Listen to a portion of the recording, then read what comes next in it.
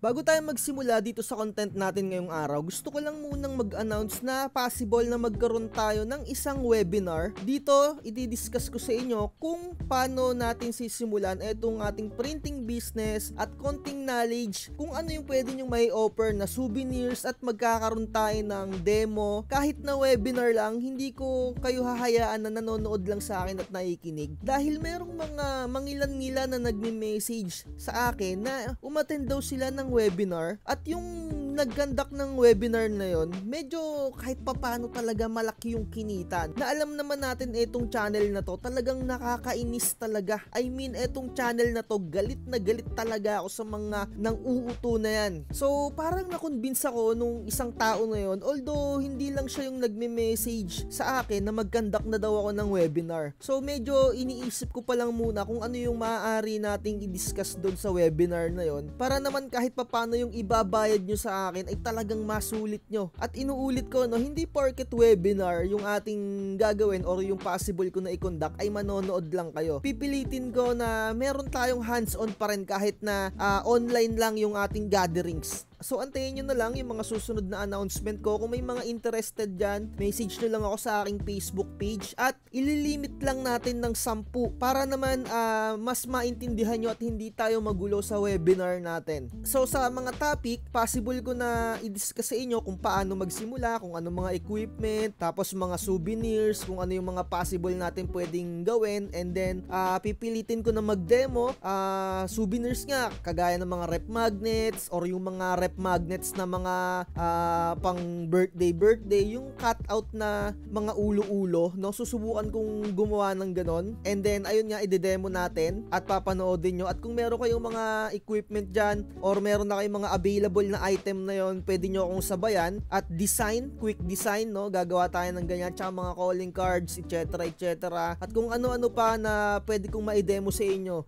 Hopefully maging successful itong ikakandak ko na webinar. Ilalatag ko na lang muna kung ano yung mga possible ko nga na banggitin dito, no? So, tulungan lang tayo at inuulit ko, etong webinar na to ay para lang to sa mga beginners talaga na gustong kahit papano matuto ng agadan. So, aminin ko sa inyo, etong mga sasabihin ko sa webinar na ikakandak ko, possibly sa mga susunod na month siguro, ay maaari nyo na lang din tong panoodin sa mga mangilan-ngilan ko na videos. So kung ayaw nyong umattend ng webinar na to, panoorin nyo na lang, scroll nyo na lang yung ating mga videos dyan, somewhere out there sa mga uploads ko. So ayun lang. So sisimulan na natin etong content natin.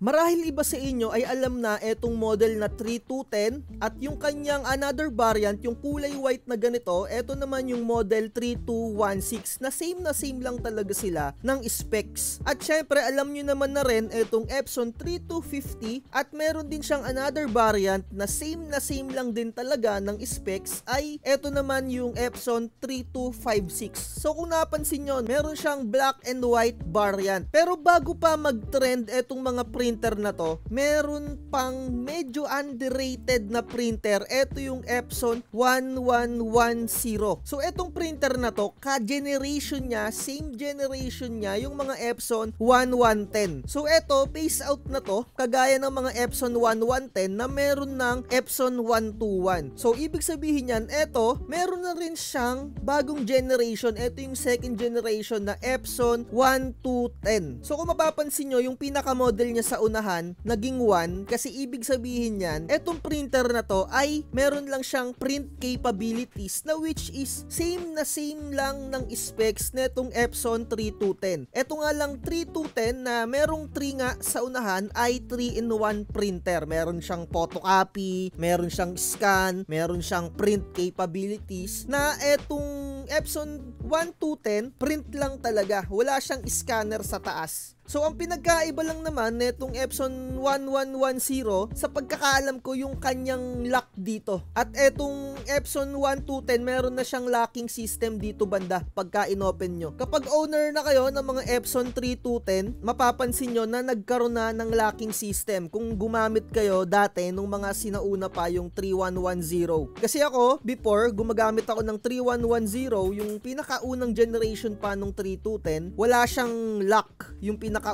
So etong printer na to napaka low key. Sobrang dami na kasi na nagme-message sa akin na gawan ko daw ng vlogs etong mga model na to. Epson 1210, Epson 1250. So para hindi na humaba yung video natin, kung ayaw nyo nang manood or gusto nyo nang inext etong topic natin, at alam ko naman na isa lang yung gusto nyong itanong, kung pwede ba siya for pigment ink or kung pwede ba siya for sublimation ink. Kagaya nga ng sinabi ko, etong mga printer na to ay same na same lang siya ng specs na itong mga 3210 at yung 3250. Ang pinagkaiba lang nito, wala na siyang scanner. So kailan nyo ba gagamitin etong printer na to? Gagamitin nyo lang tong printer na to kung kayo ay meron ng nag-i-exist na 3210. So halimbawa, eto gagamitin nyo siya for pigment ink. So kung gusto nyo pang mag-additional ng another printer for sublimation, ay highly suggest na eto yung gamitin nyo, Epson 1210 or yung Epson 1250 na which is meron na tong Wi-Fi. Kung medyo nagtitipid kayo, kung ayaw nyo naman ng may Wi-Fi, eto na lang yung bilhin nyo, Epson 1210. Kesa gumamit kayo nung ginintuan na printer na nagkakahalaga ng 8,500, ayun nga yung pinahype nung isang vloggers dyan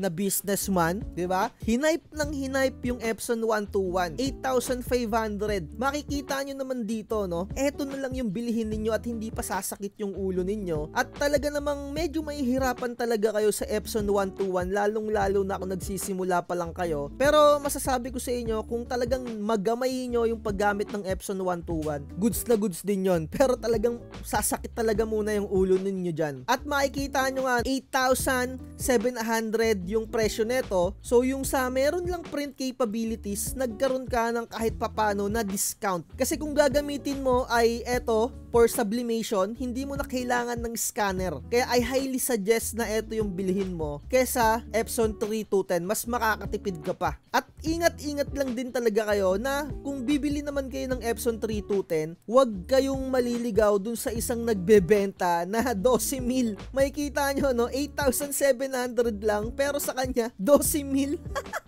So mag-ingat-ingat kayo sa mga taong magaling manguto, no? Ingat-ingat talaga kayo dyan, kaya research is the key. So eto, ginawan ko na ng vlogs or videos etong Epson 1210 at 1250. So sa mga magtatanong, kagaya rin to ng Epson 3210 at 3216. Meron din silang mga white na variant na parehas lang talaga ng specs. Nagkaiba lang sila sa mga timbang, sa weight ng product na to. So medyo mahirap ng makabili nung mga Epson 1216, yung another variant nito, yung kulay white. At mahirap na din makabili nung Epson 1256, yung kulay white din nito. At ipapakita ko sa inyo ng mabilisan lang na same talaga sila ng specs. Dito muna tayo sa Epson 3210. Syempre ang napakahalaga na titignan natin dyan, yung kanyang print speed or yung kung gaano siya kabilis mag-print. At nandito naman tayo sa Epson 1210 na eto nga yung sinasabi ko sa inyo na for printing lang talaga siya, wala siyang scanner. At mag-move forward tayo sa kanyang speed, makikita natin dito, i-highlight natin. Dito, photo default, 4-hour printing speed, approximate 69 seconds per photo pag merong border. Kapag ka borderless naman, 90 seconds. So, move forward lang tayo sa tab.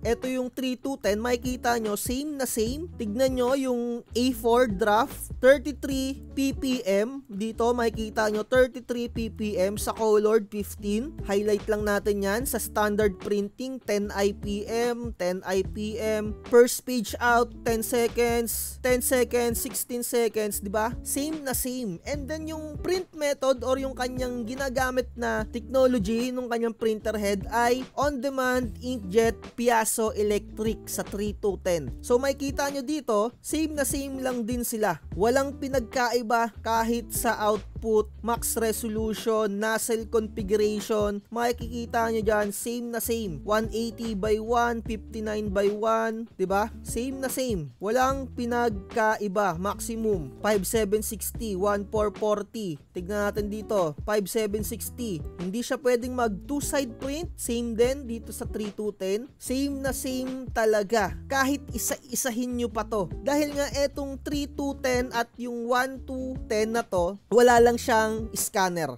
At eto naman yung sinasabi ko sa inyo na yung Epson 1216, eto yung kanyang kulay white na variant. Same na same din siya kung naaalala nyo, 69 seconds per photo pag may border, borderless 90, 33 ppm pagka draft, and then standard 10 IPM, and then colored 5. Same na same talaga as is. Same printer head, ayan makikita ninyo. Same maximum resolution, lahat and everything.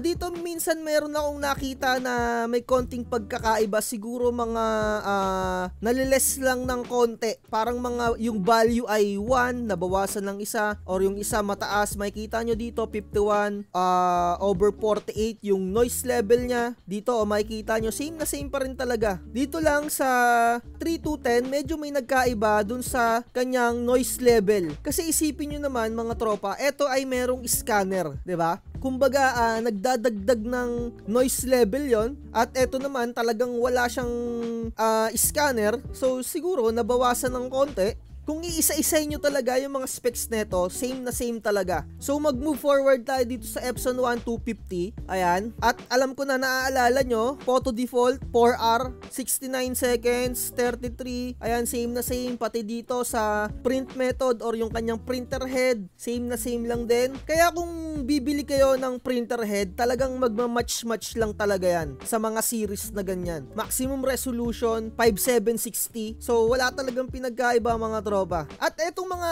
binabanggit ko na printer na to, wala rin siyang mga maintenance box. Kaya I highly suggest na eto yung bilhin ninyo kung talagang magsa-sublimation kayo. Napakaganda na ito. Kasi same na same siya ng Epson 3210 talaga. Wala lang talaga siyang scanner. I highly suggest eto for sublimation. Huwag na kayong mag Epson 121 na talagang sasakit yung ulo nyo. Merong may smudge. Kailangan nyo pa ng dugtong method. Eto ay napaka low-key na printer. Talagang bibihira yung mga gumagamit nito, yung may mga alam lang talaga sa mga printer. Kasi masyadong nahahype yung Epson 121 na printer. So siguro sa mga susunod na videos natin, no, pipilitin kong gawan ulit ng vlogs etong Epson 1210 para mas marami pang makapanood. Uulit-ulitin ko na lang.